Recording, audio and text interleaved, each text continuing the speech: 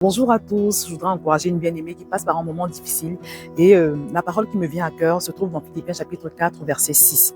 Ne vous inquiétez de rien, mais en toute chose, faites connaître vos besoins à Dieu par des prières et des supplications avec des actions de grâce. Et la paix de Dieu, qui surpasse toute intelligence, gardera vos cœurs et vos pensées en Jésus-Christ. Alléluia, cette parole est puissante.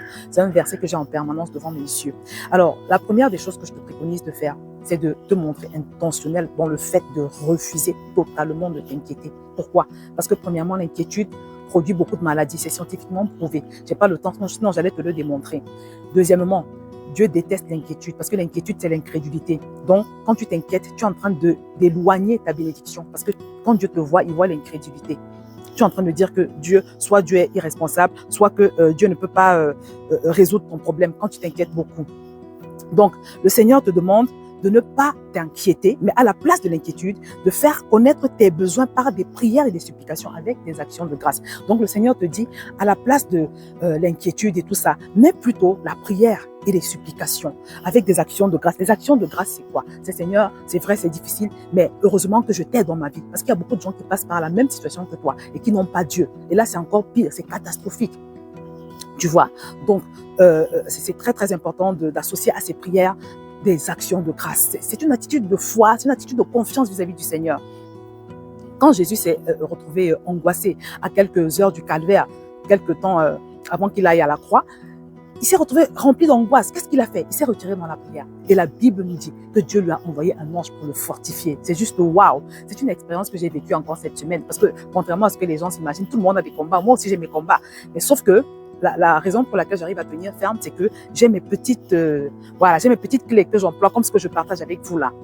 Là, refuser de s'inquiéter et se montrer intentionnel. Et toujours, quand ça ne va pas, on se retire dans la prière. Et la troisième clé que je partage avec toi aujourd'hui, c'est vraiment d'apprendre à baigner dans la parole de Dieu.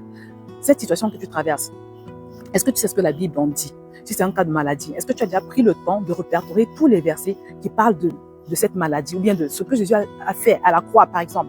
Voilà comment il a porté nos maladies. Tout ce que la Bible dit concernant la maladie, est-ce que tu le sais? Concernant la stérilité, concernant le couple, en tout cas cette situation que tu traverses, est-ce que tu as pris le temps d'aller dans la parole pour répertorier tous les versets qui en parlent? C'est très, très important. Et quand une fois que tu les as répertoriés, tu pries, tu demandes au Saint-Esprit de t'ouvrir les yeux, de te faire passer de l'information à la révélation concernant ces versets, parce que c'est la révélation qui a franchi. Voilà, quand la Bible dit que vous connaîtrez la vérité fera de vous des hommes libres. Il s'agit de la révélation. Donc, il est important que tu aies toutes ces paroles-là et que tu les avales régulièrement, que tu plonges dedans dans un esprit de révélation, en priant, en sollicitant l'aide du Saint-Esprit. Parce que la parole de Dieu ne se comprend pas avec le cerveau, tu vois. Donc, fais-le et tu vas voir que progressivement, il y a une révélation qui va se faire. Tes yeux vont s'ouvrir. Et dans beaucoup de cas, ta stature spirituelle va augmenter. Voilà. Donc, on n'a pas le temps, sinon j'allais te partager tout cela vraiment dans la profondeur. Mais sinon, commence déjà vraiment à répertorier ces versets-là.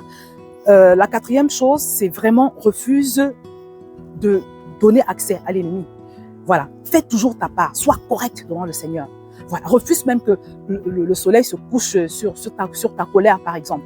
Voilà, que les autres fassent tout ce qu'ils veulent autour de toi, mais toi, sois correct devant le Seigneur. C'est très important.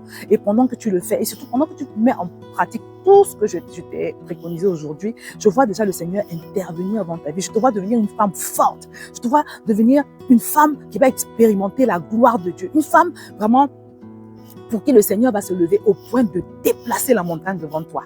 Que le Seigneur te bénisse.